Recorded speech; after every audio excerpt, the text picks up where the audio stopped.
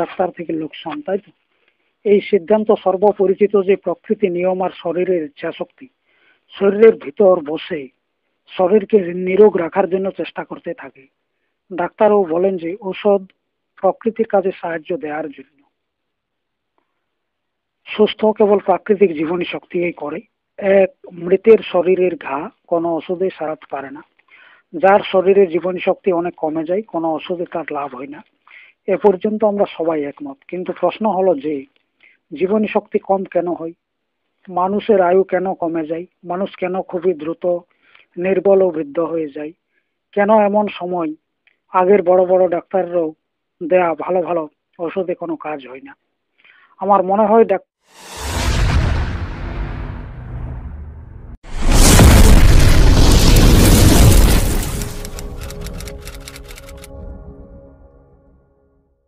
Doctor, হাকিম, বৈদ্য ঔষধে জীবনী শক্তিকে দুর্বল করে, আউকে কম করে, আর মানুষকে তালটায় বৃদ্ধ ও শক্তিহীন করে দেয়।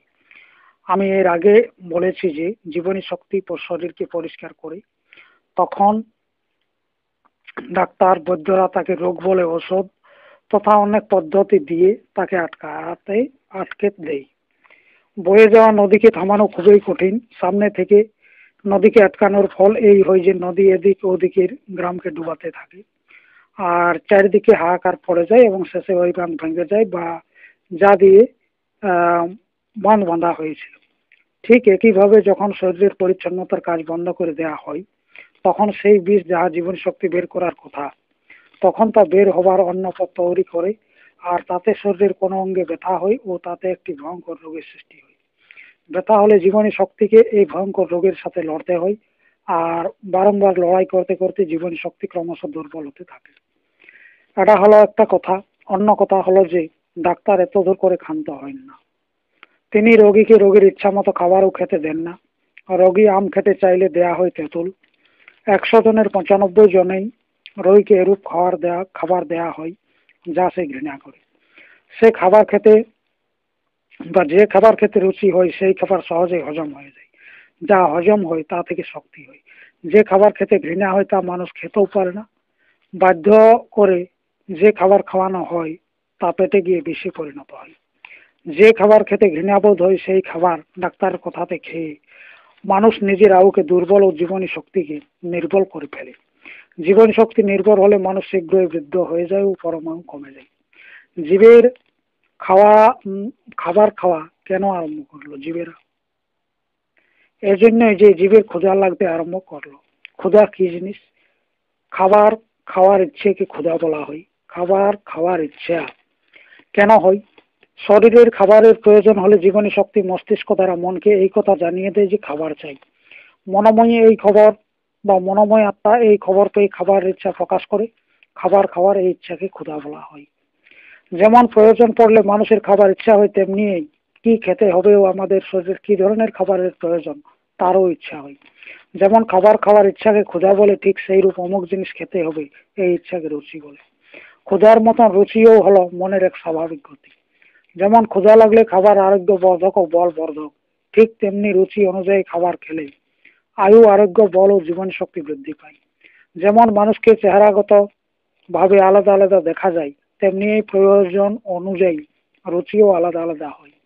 খিদে কম রুচি বা খিদে, ঘুম, রুচি, জ্ঞান ও ইচ্ছা সবই ঐশ্বরিক পদার্থ। যেমন খিদে ছাড়া খাওয়া হলো ক্ষতিকারক, তেমনি খিদে লাগলে না খাওয়াটাও ক্ষতিকারক। খিদের যে গতি আছে রুচিরও তাই আছে। আমাদের কি খেতে হবে তা অপরকে জিজ্ঞাসা করবার প্রয়োজন নেই। অন্তরাত্মা নিজেই বলে যে অমুক অমুক বস্তু চাই ও অমুক বস্তু চাই না। কখনো কখনো খাবার সময় হয়ে গেলে খিদে হয় না। যদি খিদে না লাগে তবে সত্য সত্যই খাওয়া উচিত নয়। কখনো বা কখন খাওয়া দরকার কখন দরকার নয় তা ডাক্তার বলতে পারে না। সেই রকম কি খাওয়া উচিত কি খাওয়া উচিত নয় তাও নিজের আত্মাই বলে দেয়। একথা ডাক্তার বলে দেয় না। কখনো কখনো কোনো বিশেষ জিনিস শরীরের ভেতর কম পড়ে যায়, তখন আত্মা মস্তিষ্ক দ্বারা মনের কাছে এর খবর পৌঁছে দেয় ও তখন মন এই খবর অনুসারে সেই জিনিস খেতে চায়। অত এই বিচ্ছিত পদার্থ খেলেই রোগকে তাড়ানো যায়। যে বস্তু কমে যাবার জন্য রোগ হয়, যে জিনিস খেলে ওই রোগ হয় না, অন্তরাত্মা সেই জিনিসই চাই। এই চাওয়া ও রুচি অনুসারে যদি খাবার খাওয়া যায় তাহলে সমস্ত রোগ আস্তে আস্তে চলে যাবে, আর আয়ু, আরোগ্য, শারীরিক আরোগ্য বাড়বে। কিন্তু সংসার তার উল্টোটাই হচ্ছে সংসার। মানুষ তার রুচি অনুযায়ী খায় না, কিন্তু মানুষ এমন কিছু খায় যে ডাক্তার তাহাকে খাওয়াতে চায়। সামান্য কিছু হলেই মানুষ নিজেকে ডাক্তার হাতে সঁপে দেয়। ডাক্তার প্রথমেই বলেন অমুক অমুক বস্তু খাওয়া চলবে না। শরীরের ভেতর কোন জিনিস কতটা কম রূপে আছে তা সেই শরীরের অন্তরাত্মাই জানেন, ডাক্তার তা জানতে পারে না। শরীরে যে বস্তু কম হবে মানুষ তাই খেতে চাইবে, তাই ভেতরের স্বাভাবিক চাহিদাকে ভালোভাবে জেনে তাই খাওয়া দরকার, যা ইচ্ছে হয়।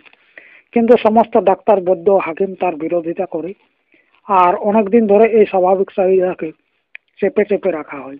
ডাক্তার বৈদ্য হাকিমের স্বভাবেই এইরূপ হয়, যা চায় তা দেয় না, কিন্তু যা খেতে ঘৃণা করে সেইরূপ খাবার তাকে দেওয়া হয়। ঘৃণিত খাবার খেয়ে ইচ্ছিত খাবার না পাওয়ার জন্য এবং বৈদ্য হাকিমের দয়ায় বলহীন রোগী নির্জীব আর অল্পায়ু হয়ে যায়। আচ্ছা, আমি একজন জ্বরের রোগী দেখেছিলাম, তার 17-18 দিন ধরে জ্বর হয়েছিল। সেই সময় তার জ্বর ছিল 102 ডিগ্রি। আচ্ছা, ডাক্তার তার জ্বরকে রেমিটেন্ট ফিভার বলেছিলেন। আমাকে দেখেই সে বলল আমাকে মাঠা খাবার ইচ্ছে হচ্ছে, কিন্তু ডাক্তার ও বৈদ্য তা খেতে দিচ্ছে না। আমি তৎক্ষণাৎ আধসের মাঠা আনতে দিলাম ও তা থেকে সামান্য তাকে খেতে দিলাম। একজন ডাক্তার যে আমার পাশেই দাঁড়িয়েছিল বলল এখন আর বাঁচবে না। কিন্তু আশ্চর্যের কথা হলো যে মাঠা খাওয়ার 10 মিনিট পরেই তার জ্বর 1 ডিগ্রি কমে গেল। এরপরে দু ঘন্টা পর বা 2 ঘন্টা পর পর সে একটু একটু মাঠা খাওয়া আরম্ভ করে দিল। পরের দিন তার জ্বর একেবারেই ছেড়ে গেল। রোগীর বক্তব্য ছিল যে প্রথম প্রথম যেদিন তাকে মাঠা দেয়া হলো তখন তার এরূপ লাগছিল যে সে যেন অমৃত খাচ্ছে। জ্বর ছাড়ার পরেও সে 1 মাস পর্যন্ত রোজ মাঠা খেতে লাগলো, যতক্ষণ পর্যন্ত তার ভালো লাগতো। কিন্তু যখন শরীরের আর মাঠার প্রয়োজন থাকলো না তখন মাঠা খাবার তার ইচ্ছা কম হতে লাগলো। আমার একজন বন্ধুর কলেরা বা ডিসেন্ট্রি হয়েছিল, 6 মাস কেটে গেছে তবুও সারেনি। ডাক্তার বৈদ্য সবাই হেরে গেল, তার বিউলির বড়া খাবার খুব ইচ্ছে হয়েছিল, কিন্তু ডাক্তার বৈদ্য হাকিম সবাই বারণ করেছিল। 6 মাস পরে বৈদ্যও হেরে গেলেন, আর ওই রোগীকে অসাধ্য মনে করে রোগীকে বলে দিল যে এখন যা ইচ্ছে ওই খা। তখন রোগী সর্বপ্রথম বিউলির বড়া আনালো আর খুবই আনন্দের সাথে তা খেল। 10 দিন পর্যন্ত বড়া খাওয়ার পরে 6 মাসের ডিসেন্ট্রি সম্পূর্ণ ভালো হয়ে গেল। একজন মানুষের পেট ফুলে গিয়েছিল, তার পায়খানা ও প্রস্রাব দিয়ে বন্ধ হয়ে গিয়েছিল, কোনো ওষুধ দিয়েই কোনো কাজ হচ্ছিল না। তার কাঁঠাল খাবার খুব ইচ্ছে হচ্ছিল। নিরাশ হওয়ার জন্য ও জিদ করার জন্য তাকে কাঁঠাল দেয়া হলো। কাঁঠাল খাবার 4 মিনিট পরে তার খুব জোরে পায়খানা হলো, পেটের সমস্ত অসুখ ঠিক হয়ে গেল। একজন মানুষ বলতো যে তার প্রতি বছর সর্দি জ্বর হয়, প্রতি বছর সর্দি জ্বর আসার জন্য তার দই চিড়ে খাবার ইচ্ছে হতো, কিন্তু বৈদ্যের নিষেধ করার জন্য সে দই চিড়ে খেতে পেত না। একবার সর্দি জ্বর আসার পরে তার দই চিড়ে খাবার ভীষণ ইচ্ছে হলো। এইবার সে তার ভীষণ ইচ্ছেকে কিছুতেই থামাতে পারলো না, তাই সর্দি জ্বরেও সেই সে দই চিড়ে আনিয়ে খেয়ে নিল।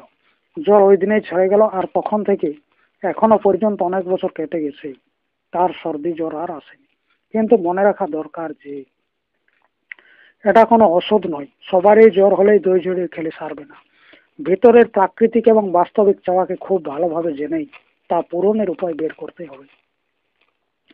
আরো একটি কথা আছে, তা হলো নিয়মিত ডাক্তারের কথা অনুসারে চলে লোক এই প্রাকৃতিক শক্তিকে চেপে রেখে নষ্ট করে ফেলেছে। তাই এখন প্রকৃতির এই চাহিদার ঠিকানা খোঁজা আবশ্যক, খুব কঠিন কাজ। মদ, আফিং, দোক্তা, ভাং, গাঁজা ও চরসের চাহিদা প্রাকৃতিক নয়। যারা দোক্তা খায় না তাদের পক্ষে দোক্তার একটি দানাও হজম করা খুবই কঠিন। আত্মা এরূপ বস্তুকে ভিতরে রাখতে চায় না, কিন্তু নিজের আত্মার চাহিদা ছাড়াই ও ঘৃণাকে চেপে রেখে দোক্তা ও আফিং ইত্যাদি বিষ তথা মাদক দ্রব্য এবং ডাক্তারের তেতো ওষুধ খাবার এমন অভ্যাস করে নেই যে ওইসব খাওয়া ছাড়া শান্তি পায় না। মাদক দ্রব্য পরমায়ু, আরোগ্য ও জীবন শক্তিকে কম করে।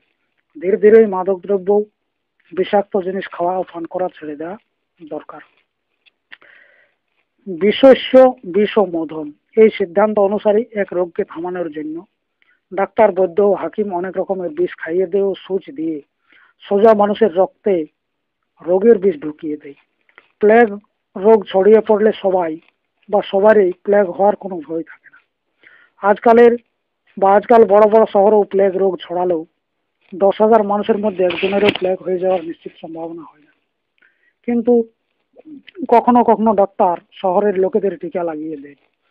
আর এইভাবে সবার শরীরে প্লেগের বিষ চলে যায়, এটা কি উচিত? টিকা কি জিনিস আপনি যদি তার তত্ত্ব দিয়ে জানেন, আপনার ঘৃণা জন্মে যাবে। এই টিকা দিয়ে প্লেগের বিষ একজন নিরোগ মানুষের রক্তে সামান্য মাত্রায় মিশিয়ে দেওয়া হয়। আজকালকার ডাক্তারের মতে বিষাক্ত ফোড়ার সবচেয়ে ভালো ওষুধ হলো ঠিক ওইরূপ এক ফোঁড়ার বিষ কম পরিমাণ সুচ দিয়ে রোগীর শরীরে প্রবেশ করানো। বসন্তের টিকাতেও ওই একই রকম হয়। বসন্তের জীবাণু থেকে ওই ওষুধ প্রস্তুত করা হয়, যা টিকা লাগানোর সময় মানুষের রক্তে প্রবেশ করিয়ে দেওয়া হয়। এইভাবে ডাক্তার বৈদ্য হাজার মন বিষ খাইয়ে পান করিয়ে লাগিয়ে ইঞ্জেকশন দিয়ে প্রতি বছর আমাদের শরীরে দিয়ে চলেছেন আমাদের শরীরে। এখন আপনি ভাবুন, এত তো বিষ মানুষ জাতিকে খাইয়ে ডাক্তাররা কত বড় সায়েন্স, কত বড় অনধিকার চেষ্টা ও কত বড় দায়িত্বের কাজ করছে। সত্য কথা হলো এই, এটাই যখন থেকে বসন্তের টিকা শুরু হয়েছে তখন থেকে বসন্তের মৃত্যুর সংখ্যা অনেক বেড়ে গেছে। যখনই হোক না কেন একটু ভাবুন তো, শরীরের এক বিষ প্রয়োগ করে অন্য বিষকে দাবিয়ে দেওয়া বুদ্ধিমানের কাজ নয়। কাদা দিয়ে কাদা ধোয়া যায় না। ময়লা কাপড়কে যদি কালো রং দিয়ে রং করা হয় তাহলে তো ময়লা না হলেও ময়লা। ঔষধ, ইঞ্জেকশন, টিকা, মদ, গাঁজা, আফিম, ভাঙ, চা ও জক্তা ইত্যাদি অনেক রকমের বিষ মানুষ প্রতিদিন নিজের শরীরে ঢোকাচ্ছে। এই বিষ এক রকমের রোগকে চাপা দিয়ে অনেক রকমের রোগ, কষ্ট আর পীড়া সৃষ্টি করছে। এইসব বিষ একদিন না একদিন খুব প্রভাবশালী হয়ে মানুষ জাতির নতুন নতুন রোগ, কষ্ট ও বেদনার সৃষ্টি করবে। কে বলতে পারে যে অমুক মানুষের প্লেগ হবে? প্লেগ হোক আর নাই হোক, আগে থেকে প্লেগের টিকা নিজের শরীরে ঢুকিয়ে নেওয়া কি কোনো বুদ্ধিমানের কাজ? সাপকে বাঁচানো আর তার মুখে রোজ আঙুল ঢোকানো কখনো বুদ্ধিমানের কাজ বলা যাবে না। বাস্তবিকভাবে ঈশ্বর রোগ সৃষ্টি করেন নাই। যেমন দড়িকে সাপ বলে ভুল হয়ে যায়, তেমনি ভাবে রোগও অজ্ঞানী মানুষের ভুল। এজন্য বেশিরভাগ বৈদ্য, হাকিম ও ডাক্তার হয়। জঙ্গলের পশুদের ডাক্তার হয় না, তাই তারা অসুস্থও হয় না। ওষুধের বিজ্ঞাপন যদি সংবাদপত্র থেকে বাদ দেওয়া যায়, ঔষধালয় ও হাসপাতাল যদি বন্ধ করে দেওয়া যায়, আর বৈদ্য, হাকিম তথা ডাক্তার নিজের নিজের কাজ ছেড়ে দিয়ে রোগীর চিকিৎসা বন্ধ করে দেয়, তাহলে সত্যি সত্যি এই মৃত্যুলোক অমর হয়ে যাবে। আর রোগের ঘর, এই শরীর সচিদানন্দ ঈশ্বরের মন্দির হয়ে যাবে। আচ্ছা, এরপর বলছি